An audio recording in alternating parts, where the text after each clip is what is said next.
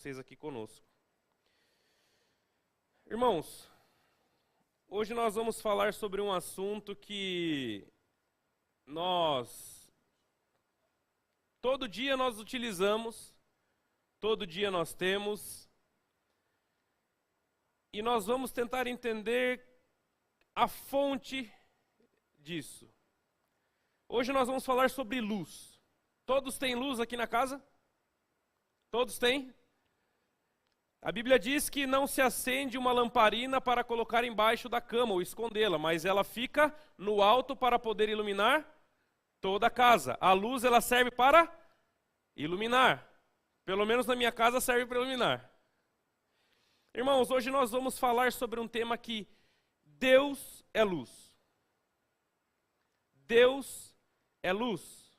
Então eu peço que os irmãos abram a Bíblia de vocês em 1 João, capítulo 1, a partir do primeiro versículo.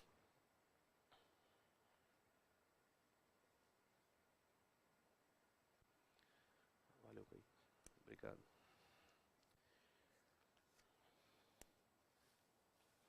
1 João, capítulo 1, a partir do primeiro versículo. O que era desde o princípio, o que ouvimos e o que vimos com os nossos olhos, o que contemplamos com as nossas mãos e apalpamos, isso proclamamos a respeito da palavra da vida. A vida se manifestou, nós a vimos e dela testemunhamos. Proclamamos a vocês a vida eterna, que estava com o Pai e nos foi manifestada. Nós lhe proclamamos o que vimos e ouvimos, para que vocês também tenham comunhão conosco, nessa comunhão que temos com o Pai e com o seu Filho Jesus Cristo. Escrevemos estas coisas para que a nossa alegria seja completa. Que Deus abençoe a sua palavra. Vamos orar? Senhor nosso Deus, nosso Pai, nós já cantamos louvores a Ti, nós já louvamos e exaltamos o Teu santo nome. Agora é o momento onde o Senhor fala conosco, Pai. Que o Senhor venha falar com cada um dos meus irmãos que estão aqui, pois se estão aqui é porque o Senhor o trouxe, Pai, o Senhor não faz nada por acaso, tudo tem um propósito. E que o Senhor apenas me use como uma ferramenta, Pai. Pois eu não tenho nada em mim mesmo que possa transformar ninguém aqui, mas o Teu Santo Espírito cura, liberta, transforma e muda qualquer situação, Pai. Que a Tua luz possa entrar em nossos corações hoje, Pai, e iluminar para que nós vejamos coisas que antes não estávamos vendo. Muito obrigado por essa igreja, por esse culto e por esse momento. Essa oração que eu faço em nome de Jesus. Amém. 1 João. Esse era João, o discípulo amado de Jesus, que escreveu o Evangelho de João, 1º, 2º e 3º João, e que escreveu Apocalipse. Esse era o discípulo amado de Jesus. Mas por que ele começa dizendo essas coisas e o porquê ele entra nesse texto falando que com o que eu vi com os meus olhos, ouvi com os meus ouvidos, isso eu proclamo a vocês? Naquela época, estavam surgindo algumas heresias no meio da igreja primitiva. Estavam surgindo heresias no meio da igreja. Estavam deturpando o evangelho, deturpando o ensino dos apóstolos, que os apóstolos haviam passado para a igreja primitiva. E quais eram essas heresias? São duas principais. A primeira é que existia um grupo que estava afirmando que Jesus ele não havia vindo em carne, literalmente. Estava existindo um grupo naquele momento que estava proclamando que Jesus não havia vindo em carne, era apenas algo da cabeça das pessoas, algo da mente das pessoas, mas de fato esse Redentor não se encarnou e veio em forma humana. Essa era a primeira heresia, que estava contrariando o ensino dos apóstolos, que estava contrariando o ensino daqueles que caminharam com Jesus. E isso é uma heresia, e isso é algo muito sério, colocando em xeque os pilares da nossa fé. Pois não haveria salvação, não haveria sentido numa salvação de um Deus que não se encarnou e não pagou o preço por mim na cruz. E isso era muito perigoso para aquela época. A segunda heresia era que outros grupos estavam pregando que uma vida com Deus não precisaria de obediência. Uma vida com Deus poderia ser de qualquer forma, da forma que você quisesse, segundo as paixões do seu coração. Você poderia viver da forma que você quisesse, fazendo o que você quisesse, e isso não afetaria a sua comunhão com Deus. Então eram duas heresias que estavam atrapalhando a caminhada da igreja. Essa segunda levou muitos irmãos à libertinagem, pois muitos achavam que acreditaram nisso e viviam a sua vida deliberadamente, sem culpa, sem reconhecer o seu pecado, e isso acabou criando uma bagunça no meio da igreja. A igreja acabou se transformando num tipo de império romano ou grego que faziam o que queriam, jogados às suas próprias paixões e intenções humanas, sem limites, sem um Deus soberano. Muitos irmãos acabaram crendo nessas heresias. Então João, ele escreve essa carta de 1 João com um propósito: combater as heresias. João escreve esse texto, essa carta, para defender a fé, para fundamentar novamente os pilares da fé, reforçando aquilo que já havia sendo pregado, reforçando aquilo que foi pregado por aqueles que andaram com Cristo no seu ministério. João escreveu no ano de 85 depois de Cristo, então já fazia muito tempo, 85 anos que Cristo havia sido levado ao céu, ido ao céu. Então, conforme foi passando os anos, as pessoas começaram a criar mitos, começaram a criar lendas e colocar no meio da igreja. Começaram a chegar na igreja gregos, romanos, com as suas crenças, com as suas ideologias, com os seus deuses, e começaram a colocar elementos no culto, colocar elementos no meio da igreja. Então João defende o evangelho. Vamos falar hoje sobre 4 pontos que esse texto nos aponta. Depois nós vamos ler mais alguns versículos adiante. O primeiro ponto é: João era uma verdadeira testemunha. No 1 ao 4 ele diz assim: o que era desde o princípio, o que ouvimos, o que vimos com os nossos olhos, o que contemplamos e com as nossas mãos apalpamos. Isto proclamamos a respeito da palavra da vida. A vida se manifestou, nós a vimos e dela testemunhamos, e proclamamos a vocês a vida eterna, que estava com o Pai e nos foi manifestada. Nós lhe proclamamos o que vimos e ouvimos, para que você também tenha comunhão conosco. Nossa comunhão é com o Pai e com Jesus Cristo, seu Filho. Escrevemos essas coisas para que a nossa alegria seja completa. João, ele já começa de cara combatendo a primeira heresia, que era que Jesus não havia vindo em carne, literalmente. E ele começa dizendo que ele viu com os seus próprios olhos, ouviu com os seus próprios ouvidos e apalpou com as suas mãos. Ele tocou em Jesus. Jesus não era apenas uma imaginação popular. Jesus não foi apenas algo inventado pelas pessoas. Jesus de fato encarnou, ele foi o Deus encarnado na terra. Ele diz que a vida se manifestou. Ele escreveu o Evangelho de João, ele começa dizendo que no princípio era o verbo se fez carne e habitou entre nós. João constantemente ele afirma que Cristo era verdadeiro. Não era como os deuses pagãos. Ele veio e comprova que ele veio.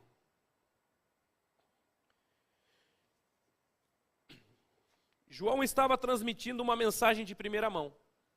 Ninguém contou para ele. Ele não ouviu falar de Jesus e estava afirmando algo que ele não viu. João foi uma testemunha ocular dos acontecimentos. João era chamado de o discípulo amado de Cristo, ele não desgrudava de Jesus. Aonde Jesus ia, João estava. Então ele sabia o que ele estava falando. O seu mestre veio sim em carne. Não acreditem nessa heresia. Não deixem com que as novas ideologias entrem e venham a corromper a sua fé. Existe uma grande diferença entre você ouvir falar e você ver acontecer. Sim? tem um peso totalmente diferente quando você participou de algo para testemunhar. Quando acontece algum processo ou alguma coisa que tem que ir à justiça, o que eles exigem? Testemunha. Por quê? Aqueles que viram o acontecimento.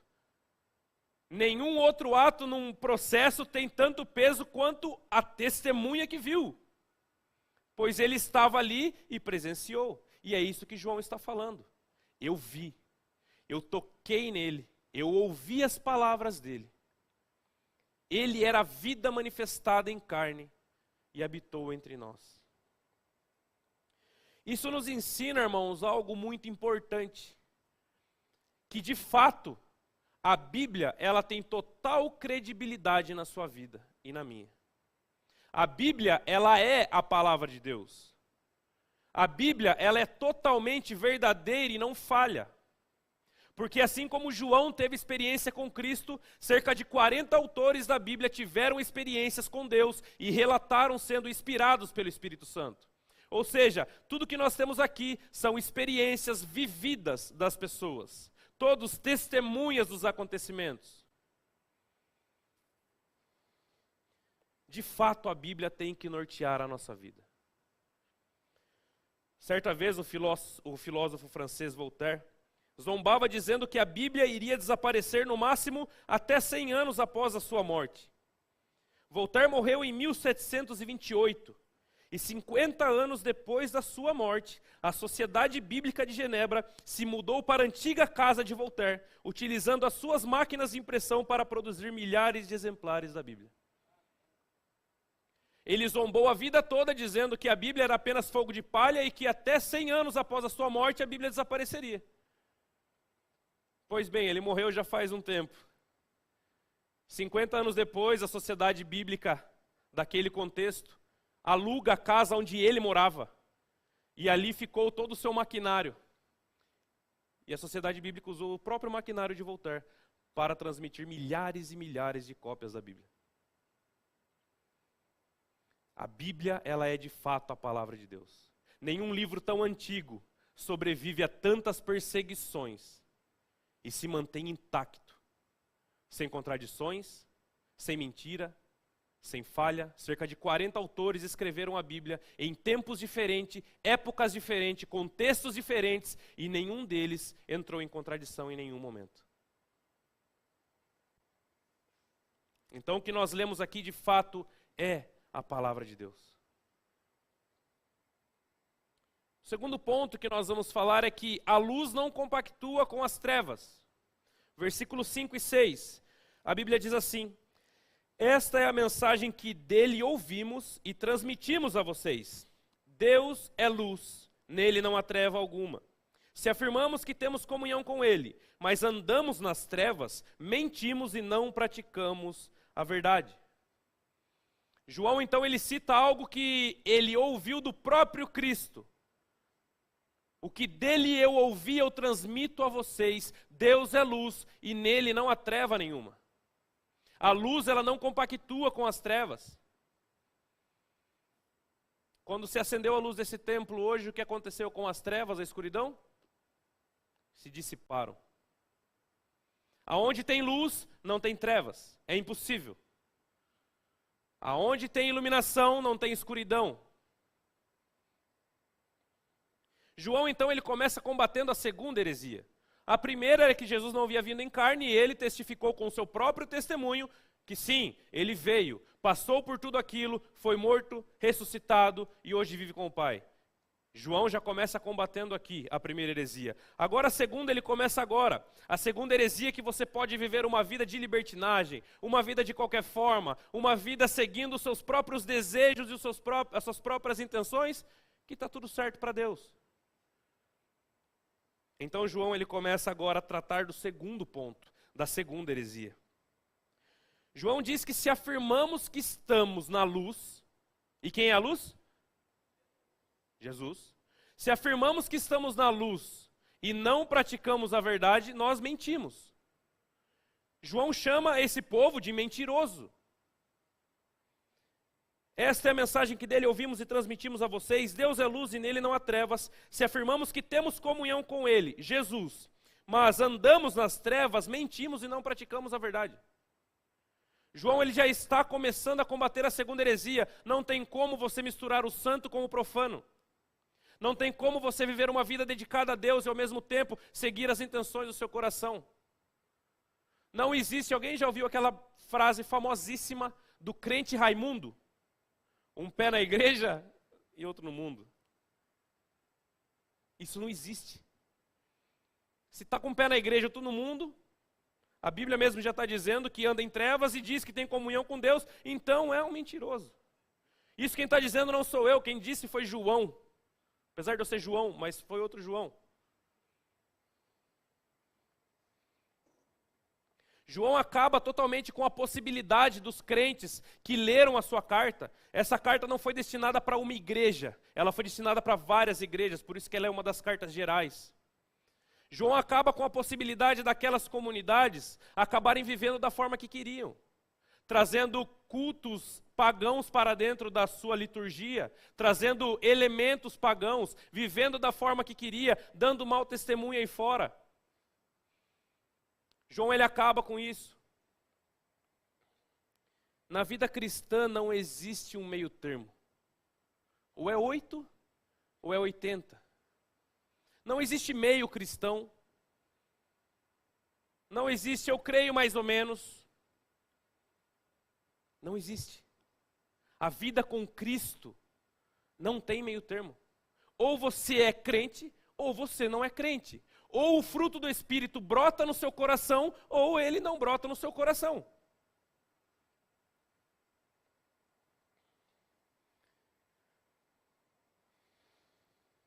Certa vez, um bispo ele estava no leito de morte, e ele conta que quando ele era criança, ele sonhava em mudar o mundo. O sonho dele era mudar o mundo. Quando ele cresceu e estudou, foi para o seminário, ele viu que o mundo não mudaria, que aquilo era uma ilusão. Então ele reduziu o seu objetivo de vida e não quis mais mudar o mundo, mas pelo menos ele quis mudar a sua família. E ele falhou em mudar a sua família. E no leito de morte ele foi entender que se na época que ele queria mudar a família dele, ele começasse mudando ele primeiro, ele poderia ter mudado a família e poderia ter mudado o mundo. Se você quer transformar o meio onde você vive, comece dentro de você. Como foi pregado pelo pastor da juventude ontem, um pastor que nos visitou. O maior problema do ser humano não é o governo, o maior problema do ser humano não é o irmão da direita, da esquerda, não é os corruptos, não são os ladrões. O maior problema do ser humano é o próprio coração. O maior problema que nós temos está dentro de nós. Por isso que a Bíblia diz que enganoso é o coração do homem. A Bíblia nunca fala para você seguir o seu coração. Ao contrário, ela diz, tome cuidado, enganoso é o coração do homem. Alguém já ouviu aqui, faça o que o seu coração manda? Alguém já ouviu aqui essa frase? Alguém já falou isso para vocês? Olha, faça o que o seu coração manda. Se alguém falar isso para vocês, irmãos, procure outra pessoa para se aconselhar. Não faça o que o seu coração manda. Porque se você tiver duas opções e seguir o seu coração, você vai escolher a errada.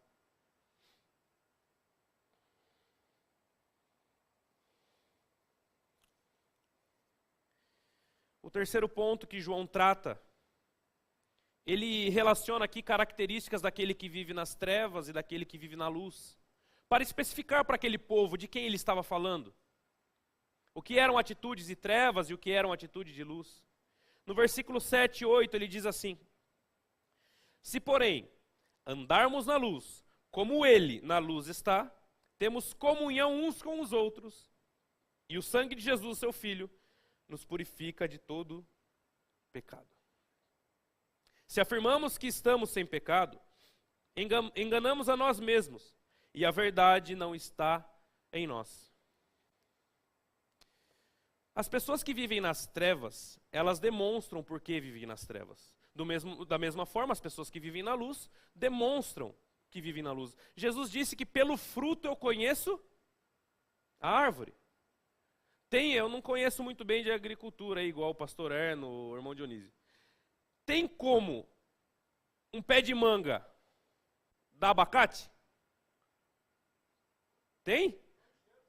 Ah, tá. Naturalmente, tem como? Por que não tem como? A natureza dela não é dar abacates, mas dar manga. A Bíblia diz que conhecereis a árvore pelos seus frutos. Não tem como jorrar água doce e salgada da mesma fonte. Ou é água doce, ou é água salgada. A Bíblia em nenhum momento ela mistura o santo e o profano. Então, algumas características de quem vive na luz, João mesmo fala que aquele que está na luz tem comunhão uns com os outros. Olha aí uma característica de quem vive na luz: comunhão. Por isso que nada supera o encontro presencial. É uma ferramenta maravilhosa as transmissões, mas nada supera a comunhão entre os irmãos. Nada supera. Aquele que está na luz procura estar em comunhão com o corpo de Cristo. Nós somos o corpo de Cristo, Ele é o cabeça. E nós somos os membros. E os membros em comunhão. Isso mostra que todos estão ligados à luz, que é Cristo.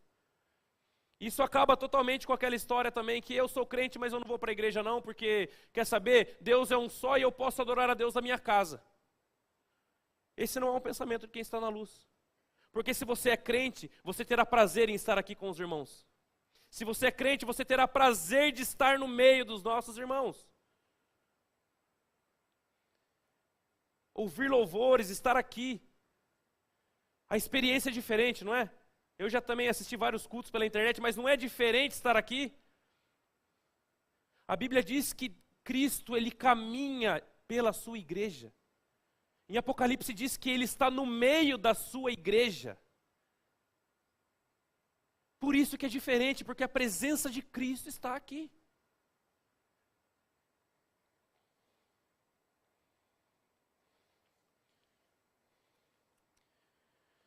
Após termos comunhão com os irmãos e nos engajarmos na obra de Cristo, João diz que Ele nos perdoa os pecados, Ele apaga os nossos pecados, que Ele diz aqui no 7, se porém andarmos na luz como Ele está na luz, temos comunhão uns com os outros e o sangue de Jesus, o seu Filho, nos purifica de todo pecado. É todo um processo. Aquele que está na luz sente prazer em estar aqui porque foi purificado pelo sangue de Cristo. Não deve mais nada à ira de Deus, já foi pago na cruz. Por isso é um prazer estar aqui. Vocês já repararam que existem pessoas em outras igrejas que eu já passei, pessoas que vão obrigadas para a igreja, mas elas não duram muito tempo. Elas acabam indo 1, 2, 3 vezes por obrigação, mas elas acabam não frutificando. Porque aquilo é obrigação. Agora, quando você está com o coração aberto, reconhecendo que Cristo pagou os seus pecados e você quer estar no meio da igreja, você vem sorrindo, você vem com boa vontade. Você não liga se você vai acordar de manhã no domingo. Você não liga se você vai ter que passar por negar alguma coisa de si para estar aqui no meio dos irmãos.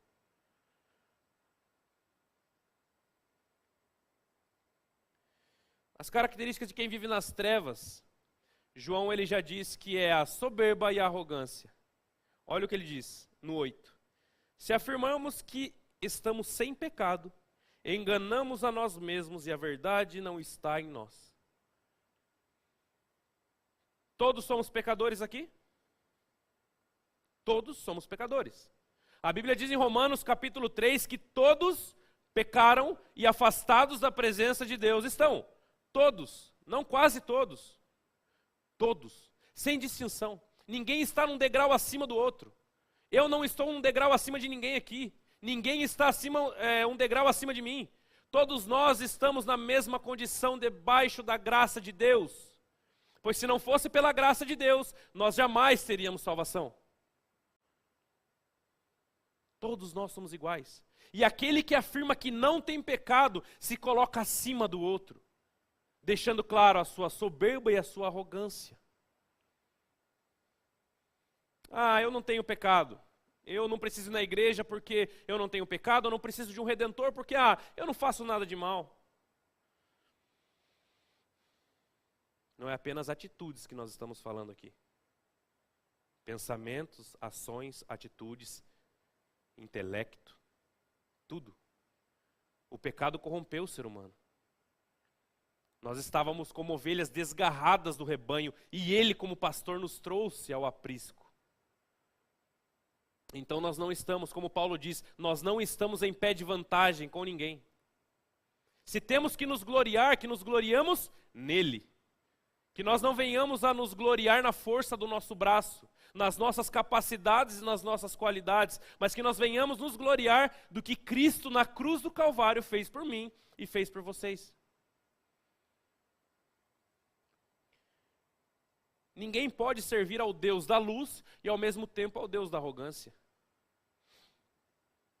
Ninguém pode ao mesmo tempo servir o Deus criador dos céus e da terra, aquele que é a própria vida, e ao mesmo tempo adorar o seu próprio ego.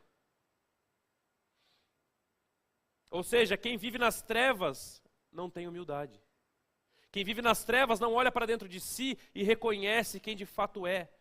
Pois a chave de tudo é você olhar para dentro de você e reconhecer quem você é. Não estou falando aqui de número de RG, de CPF, onde você mora, onde você trabalha, não é isso. Mas quem é você? Vocês já se olharam no espelho e se encararam no espelho e perguntaram para você mesmo, quem sou eu? Quem sou eu? O porquê eu estou aqui, a música mesmo foi bem sugestiva que a gente cantou. Se não for para te adorar, para que nasci? Se não for para te servir, por que eu estou aqui? Por que você está aqui? Por que Deus permite que você tenha fôlego de vida todos os dias? Por que Deus permite que você tenha o seu alimento diário? Por que Deus permite que a sua saúde esteja, muitas vezes não está em dia, mas estamos aí vivendo? Por que Deus permite que você ainda esteja aqui nessa terra? Você já parou para pensar nisso? Qual o propósito dele para a sua vida? O que você tem para fazer aqui ainda? Deus não faz nada se não tiver um propósito. Tudo tem um propósito. Para o cristão não existe acaso, não existe sorte, não existe, olha que sorte que eu tive, não. Para um cristão é sempre Deus, Deus, Deus e os propósitos de Deus. Não cremos na sorte nem no acaso. Eu não sou acaso. Eu não sou fruto da sorte. Eu sou fruto dos planos de Deus. Obrigado, irmão. Vou tomar tudo, pode deixar.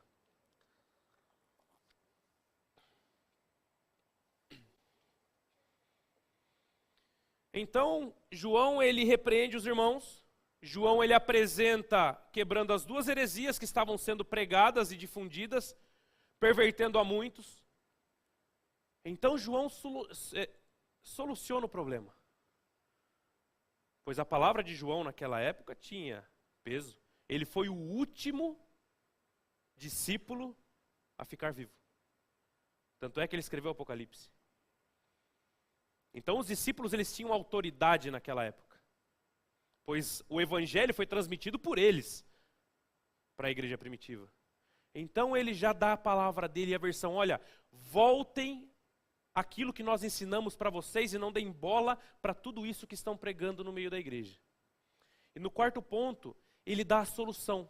Olha, eu sei que vocês estão chateados, eu sei que vocês estão com a orelha ardendo de tanto eu falar e criticar e pegar pesado com vocês. E muitos irmãos na época se corromperam por essas heresias. Então João diz para eles o seguinte, no versículo 9. Se confessarmos os nossos pecados, Ele é fiel e justo para perdoar os nossos pecados e nos purificar de toda injustiça. Confissão e perdão. Você já ouviu muitas vezes a frase, esse aí não tem mais jeito não. Esse daí não vai mais não. Não dá mais. Esse já cometeu tanto pecado que, olha, acho que a oração dele não passa do teto. João, ele quebra isso exatamente nesse versículo 9. Olha, irmão, se vocês se corromperam por essas heresias, calma. Pois se vocês confessarem os vossos pecados, Ele é fiel e justo para perdoar os pecados e os purificar de toda a injustiça. Pois se João apenas descesse o reino nos irmãos lá e não desse a solução, os irmãos iriam com a cabeça baixa para casa, vocês concordam? Poxa, eu só ouvi, mas ele não me deu um escape, ele não me deu algo para eu me agarrar? Não, mas João, ele não é tão mal com os irmãos assim.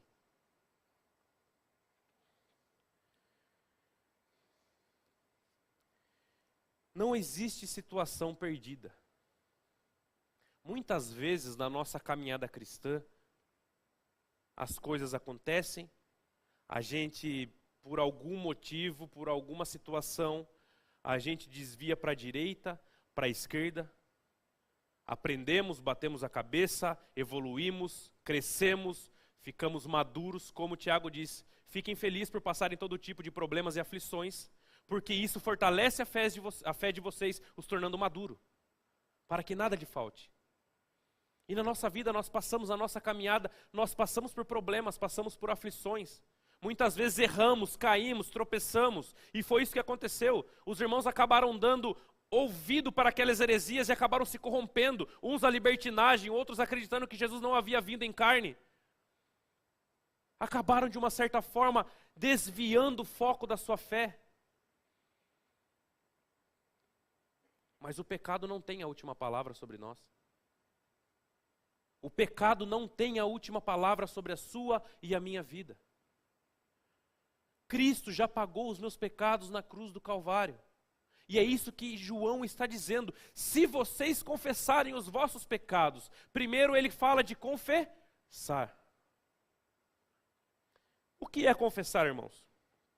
Confessar representa nós olharmos para dentro de nós, vermos os nossos pecados, as nossas aflições, aquilo que estamos de errado e confessarmos ao Pai.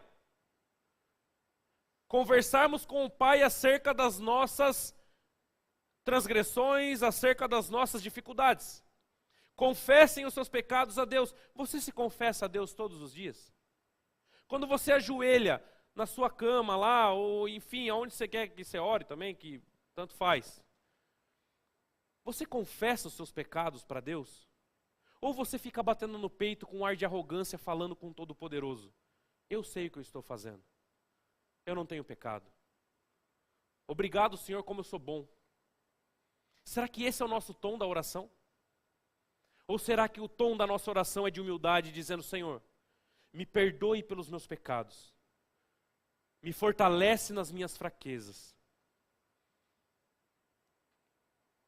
Irmãos, nós não temos um Deus de papelão, nós não temos um Deus de metal, nós não temos um Deus de isopor, ou de qualquer outro material que o homem possa fazer. Nós temos um Deus vivo, que se fez carne, pagou o seu preço na cruz do Calvário, e está conosco até a consumação dos séculos. Ele não te abandona. Ele nunca te abandonou. Muitas vezes você soltou da mão dele, mas ele não soltou da sua mão.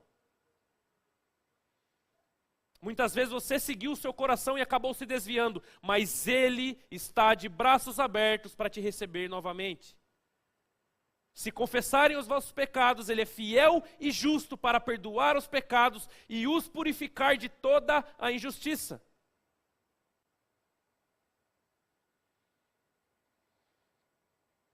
Isso é promessa. Isso não é uma situação colocada na Bíblia, não. Isso é uma promessa.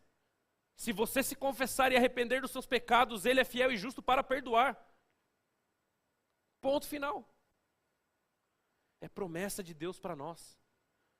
Se não fosse uma promessa como essa, nós andaríamos desiludidos. Porque todo dia nós acabamos tropeçando. Todo dia, de alguma forma, nós falhamos. E se não fosse por essa promessa, que sentido teria a nossa vida aqui? Nós estaríamos perdidos. Pois se você acordar de manhã e falar, hoje eu não vou pecar, até a hora de eu dormir eu não vou pecar, você não vai conseguir, eu não vou conseguir. Paulo diz que o que ele queria fazer ele não fazia, mas o que ele não queria fazer é o que ele exatamente acabava fazendo. Estamos falando de Paulo, que escreveu 13 cartas no Novo Testamento. Revolucionou na época, pregou no mundo todo. Um homem usadíssimo por Deus. E ele mesmo dizia dele mesmo que ele era um pobre pecador. E dos pecadores eu sou o maior, ou em algumas traduções o pior.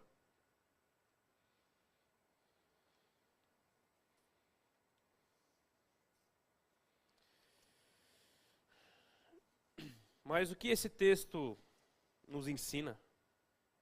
Primeiro que Deus ele não compactua com as trevas. Não tem como você viver uma vida de libertinagem ou uma vida da forma que você quer e ao mesmo tempo ter comunhão com Deus. Luz e trevas eles não se misturam, não tem jeito. A segunda é que para ter uma vida com Deus precisa ter obediência. Obediência a quem? Ao pastor? Não, obediência à palavra. Jamais viveremos para Deus se não negarmos a nós mesmos. O que Jesus disse? Aquele que quer vir após mim, negue-se a si mesmo. Tome a sua cruz e siga-me. Jesus é a solução para os nossos pecados, não tem nada perdido não. A igreja, todas as igrejas estão abertas porque elas têm a solução, que é Cristo. A palavra da vida, aquela que liberta, aquela que cura, aquela que transforma. Não existe mais nada nesse mundo.